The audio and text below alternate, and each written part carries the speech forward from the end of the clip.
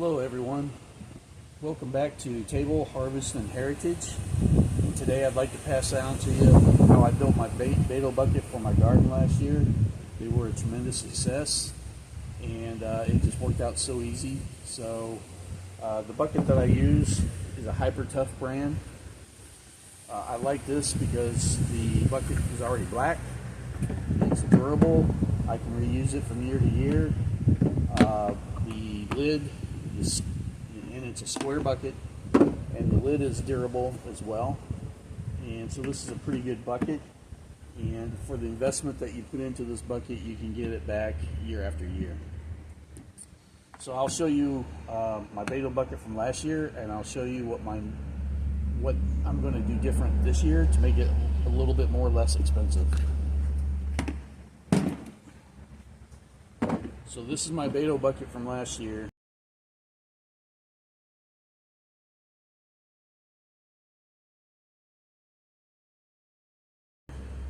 And you can see what I've done is I've used this line right here that's on the bucket, which is very convenient as to measuring out where you want to put your spigot to help drain the water out of the bucket, because this will be on an irrigation system. And you can also do a return back to the irrigation system if you want, or you can just let it run out. But it will hold some moisture in the bucket from about right here, and that will use a capillary effect to keep your soil moist. And so I've got these parts here in the irrigation section of Home Depot. It's just Rainbird stuff, and you can find them pretty easy on there. This is a 1/2 inch screw-on spigot to a 1/2 inch hose. This is probably about a 2-inch riser. It's about this long, and once I drill a 1-inch hole here and put in a 3/8 grommet, I can feed the riser through this.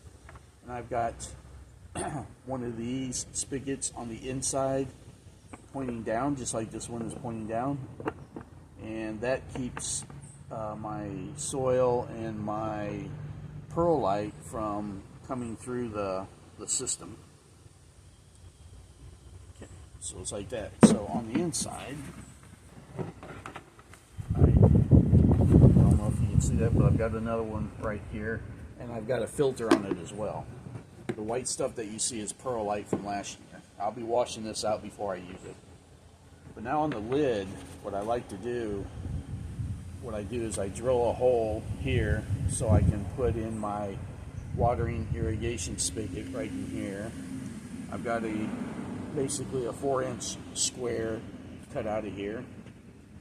And the reason why I do that is I like to start my seeds in a 4-inch square rock wool growing cube.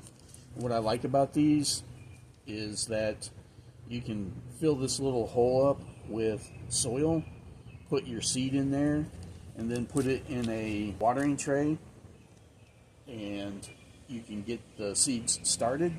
And then when you're ready to go into your growing season, you can just take the rock wool cube out of your watering tray, and you will notice that your plant, when it's growing, will actually have roots coming through your rock wool here. And you can just pick this up out of the watering tray and put that right into your square hole and sit it right on top of the growing medium that you have in your Bato bucket. And typically this will sit out just about like this, and then your roots will continue growing down in through the medium into the bucket. I found that to be very successful last year. It was so easy that I'm repeating it again this year. Now, what I'm doing different this year is, instead of using this spigot and the riser, to save money, I've got some 1/2 inch hose laying around that I used for my main irrigation line last year, and some elbows, and I'll show you what that looks like. some leftover 1/2-inch plastic pipe that I use for my main irrigation lines to my Bato buckets and to my garden. And I'm going to use these elbows on here, so I will just be feeding the elbow in here, inserting this pipe into the bucket, and then inserting another elbow on the other side. And so what that's going to look like is like this right here. And I've got these elbows off of Amazon. You can also get them at Home Depot, but you can find them in bulk on Amazon a little bit cheaper. The plastic pipe is cheap because I already paid for it and I'm going to reuse it. And so you can see how I got the other elbow on the inside there. So this is my Bato bucket makeup. And of course I will continue to use the square hole here. I'll drill a hole for my watering irrigation system, but as well, when you put this in here, you can actually just insert your irrigation line right into your rock wool, and it will feed down through the rock wool into your bucket. What I'm going to do this year as well, determinate tomatoes and my pepper plants, I will be drilling a little bit bigger hole here and inserting a trellis rod in here so that I have something to trellis my plant to. And this lid will help hold that trellis rod into place, as well as the growing material that I have in the growing medium inside the bucket. So what I do is from about right here down, I will load that up with rock. I like to use rock, and then I'll use some perlite, and then I'll use some really good growing soil. I like to use Happy Frog or Ocean Forest soil.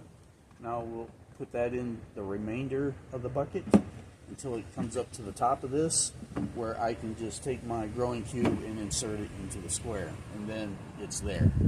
Okay, let's make one real quick. It's real easy. Again, I'm going to drill a hole right here. It's hard to see this line on this bucket, but this bucket has a line here, here, here, and here. And I'm going with this line right here, which is probably about 3 to 4 inches above the bottom there.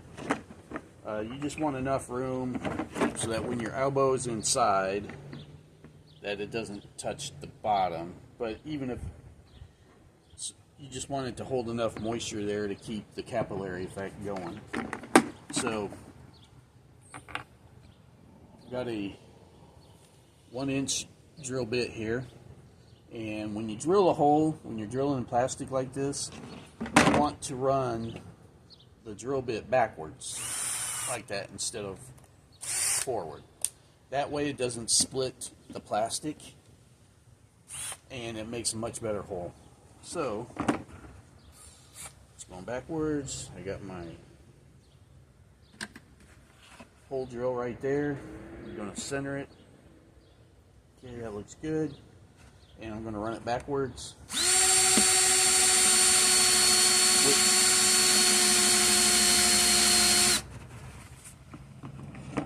With easy pressure going on there.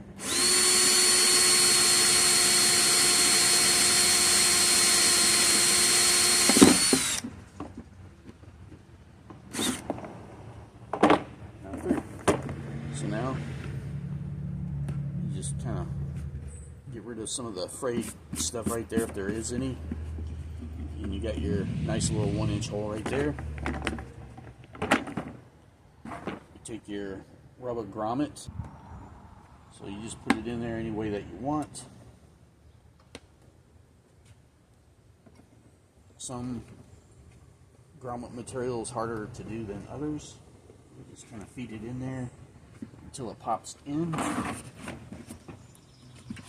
Good.